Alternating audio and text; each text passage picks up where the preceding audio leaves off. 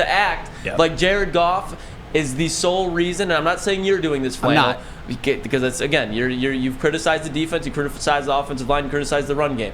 But to people that are acting like Jared Goff just showed up and took a shit out of nowhere, it's like, what do you expect to happen when a quarterback has a defense that's not putting up points? When he doesn't have an offensive line protecting him? When his wide receiver one, who's a very consistent guy, he's still at 13 catches, is dropping crucial catches in the first quarter of the game? When he has his RB1 that he needs, to your point, Flannel, like he needs an RB1, is out.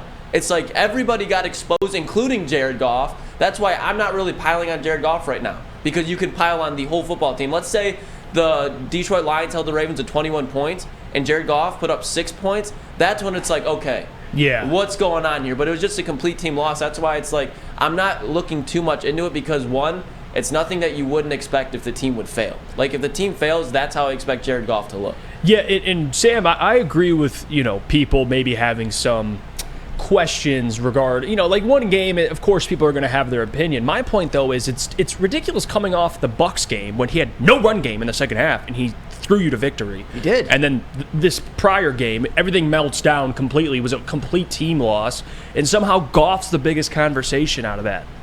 6 points, though. He has to be part of the conversation. Right. No, and you're he is a part. Yes. He is a part. But the only takeaway I've been seeing for the most part, a little bit of Aaron Glenn, but most of it was like, is Jared Goff the guy? That was the biggest takeaway I've seen.